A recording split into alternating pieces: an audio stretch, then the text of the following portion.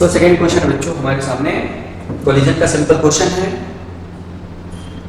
क्या करना है, टू एम मास एम मास आके इलास्टिकली टकराता है, बस हेड ऑन नहीं है तो खुद कहीं और चला जाता है और कहीं और चलता है। अब हमें बस ये बताना है कि थीटा की मैक्सिमम वैल्यू कब होगी, यानी कोलिजन के बाद ये जो टू एम मास है वो कितने मैक्सिमम एंगल पे डेविएट होगा, ये हमारा क्वेश्चन है। तो ऐसे क्वेश्चन में हम लोगों ने ये बहुत फेमस क्वेश्चन है किया होगा, बहुत ही फेमस क्वेश्चन है। मान लो एक मास आके दूसरी मास ऐसे टकराता है, तो जब यहाँ पे ऐसे आके टकराता है तो ये मास ऐसा, तो क्या देखोगे ना कि इस वेलोसिटी के जिससे वो आएगा इसके दो टुकड़े आप कर सकते हो। क्या दो टुकड़े कर सकते हो? एक वेलोसिटी का कंपोनेंट अगर ये u वेलोसिटी से आ रहा है, मान लेता हूँ u वेलोसिटी से आ रहा है तो मान लेता हूँ, तो u और ये एंगल थीटा नहीं है, पहले मैं अल्फा मान लेता हूँ। मान लो ये टकराता है तो ये एंगल कितना है, अल्फा। तो ये u cos अल्फा से इधर जाएगा और इसका दूसरा कंपोनेंट u sin थीटा से आके टकराएगा। ये जो u cos अल्फा से जाएगा ये नॉन कोलाइडिंग कंपोनेंट है बच्चों। इसका मतलब है कि ये कंपोनेंट टकराना नहीं चाहता है, और ये कंपोनेंट अगर टकराना नहीं चाहता तो इसका मतलब कि ये अनचेंज रहेगा, तो ये अनचेंज रहेगा। जबकि ये कंपोनेंट हेड ऑन कोलिजन की तरह टकराएगा, इस कंपोनेंट के कारण सारा प्रोसेस हेड ऑन कोलिजन की तरह होगा। तो इसका मतलब ये हुआ कि to a mass u velocity से आके जब इस मास को, जिसको मैं थोड़ा बड़ा बना के दिखाना चाहता हूँ कैसे हम इसको सॉल्व करेंगे, टकराने के बाद मान लेते हैं कि एक कंपोनेंट u cos अल्फा से टकराता है, u cos अल्फा से उधर चला जाता है जो नॉन कोलाइडिंग कंपोनेंट है, और दूसरा कंपोनेंट u sin थीटा से टकराने आता है। तो अब ये क्वेश्चन क्या बन गया? ये क्वेश्चन बन गया कि to a mass u sin theta से आता है और m मास ये u1 मान लेते हैं, u2 जो रेस्ट पे है से टकराता है, u2 जो रेस्ट पे है उससे टकराता है। ये तो हुआ। तो अगर ये ऐसा है कि to a mass u cos sin theta से आता है, दूसरे मास u2 रेस्ट से टकराता है, तो जो हमारे पास फॉर्मूला है याद है आपको, v2 जो होता है वो होता है 1 1 2 2 1 2 1 2 2। ये हमारे पास फॉर्मूला होता है अगर याद हो तो कोलिजन के बाद। और दूसरा v1 हो जाएगा 2 1 की जगह 2 2 की जगह 1 plus m2u2 m1u1 m2u1 upon m1 plus m2 हो जाएगा। तो बच्चों अगर मैं v2 निकालूं, जबकि हमें तो 1 ही चाहिए, तो हम 2 क्यों निकालें, 1 ही चाहिए, बस 1 निकाल रहे हैं। देखिए 1 की बात यही है, टकराने वाली इसकी वेलोसिटी v1 हो जाएगी। अगर वो निकाल लें तो बताओ u2 कितना है, u2 0 है, तो ये तो 0 हो गया। और ये जो बच गया वो क्या बच गया, m1 कौन है, 2m minus m2, u1 common ले लो, तो 2m में से m माइनस होगा तो m बचेगा, और u1 तो क्या है, u sin theta upon 2m plus m। साफ साफ दिख रहा है कि हमें वेलोसिटी मिल जाएगी after collision u sin theta by. ये किसकी वेलोसिटी है, इसकी आफ्टर कोलिजन।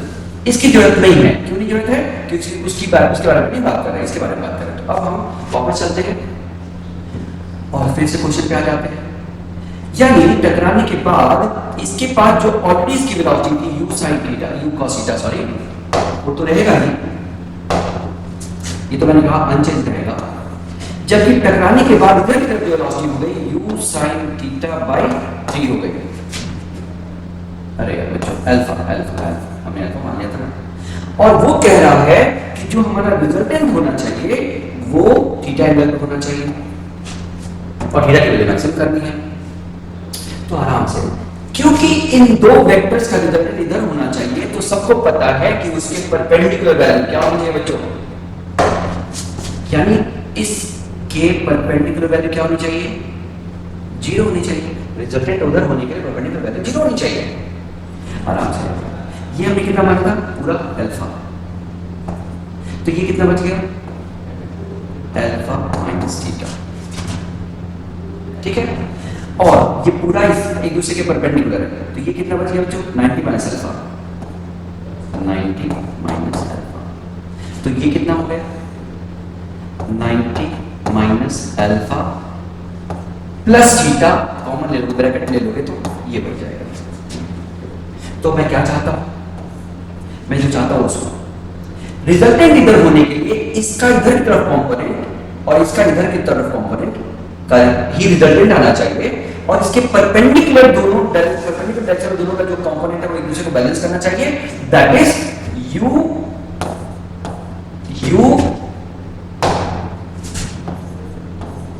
cos अल्फा का इधर की तरफ कंपोनेंट नहीं चाहिए, इधर वाला चाहिए, और वो क्या हो जाएगा sin अल्फा माइनस थीटा।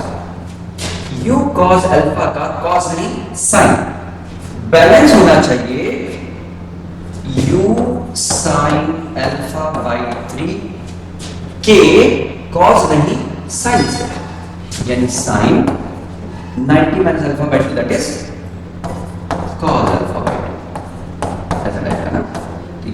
तो ये सॉल्व करोगे तो क्या आ जाएगा, u से u कट जाएगा। ये क्या है बच्चों cos अल्फा, ये sin अल्फा है। चलो रहने देते हैं, अगले स्टेप पे करते हैं। और ये क्या है sin अल्फा, और ये देखो sin 90 minus alpha cos alpha हो जाएगा, मतलब cos अल्फा माइनस थीटा हो जाएगा। cos को इधर ले आओ, इसको उधर ले जाओ, आंसर आएगा sin by cos tan alpha minus theta equal to tan alpha. ये रिजल्ट हमारा आया। अब इसका तरीका क्या है, अब इससे हमें किसी तरीके से क्या करना पड़ेगा, डिफरेंशिएट करके सॉल्व करना पड़ेगा।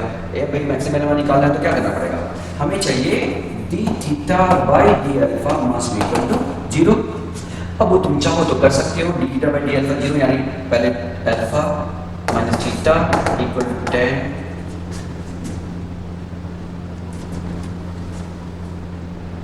tan है क्या, हाँ ठीक है सॉरी, हम लोगों ने क्या किया D alpha minus D theta को सही किया ना, यहाँ तो कोई गलती तो नहीं है। अरे बच्चों 1/3 है, हाँ वही तो मुझे लग रहा है कुछ गलती कर देते हैं। ये 3 किधर रहेगा, इधर 3 है ना, तो इधर 3 हो जाएगा, ठीक है ना। तो tan inverse tan alpha by 3। अब इसको डिफरेंशिएट करो, या इसको डिफरेंशिएट मतलब समझ लो ना भाई, हमें मैक्सिमम करना है किसको, थीटा को, तो D theta by D alpha को क्या करना पड़ेगा, 0 करना पड़ेगा, डिफाइन करके रख लो। लेकिन मैं ऐसा करता हूँ, इतना नहीं करने जाऊँगा, मैं छोटी सी बात करता हूँ। हमारे ऑप्शंस क्या है, तो एक बार उसको देख लो। हमारे जो ऑप्शन है उसको अगर मैं देखूँ रख के अल्फा की वैल्यू, ये किसी वैल्यू थीटा की ना, थीटा की वैल्यू रख के देखूँ तो जो सेटिस्फाई करेगा वो हमारा आंसर हो जाएगा। डिफरेंशिएट करके भी लग सकते हो, लेकिन ऐसे मैं बात कर रहा हूँ। तो अगर मैं इसको देखूँ तो थीटा की वैल्यू कितनी है बच्चों, अल्फा की वैल्यू अगर मैं कितना रख दूँ 60, अल्फा की वैल्यू कितनी रख दूँ, थीटा की वैल्यू ना, थीटा की वैल्यू कितनी है, π/6 रख दो। थीटा की वैल्यू अगर π/6 रख दो तो 100% दिख रहा है कि अल्फा 60 होगा, क्योंकि tan 60 √3 आराम से थीटा को कितना रख दो π/6, तो अल्फा अपने आप π/3 आ रहा है। कैसे देख लो, एक बार समझ के देखो। अगर यहाँ पे tan थीटा को π/6 रख दो और ये π/6 और π/3 रख दो, तो अल्फा π/3 मतलब 60 डिग्री, ये 60 है ना, ये 30 साफ साफ दिख रहा है कि tan 30 का tan 60/3 होता है ना। tan ये कितना है 30, tan 60/3 होता है, सही है ना। देख लो, वेरीफाई कर लो, इससे हो जाएगा।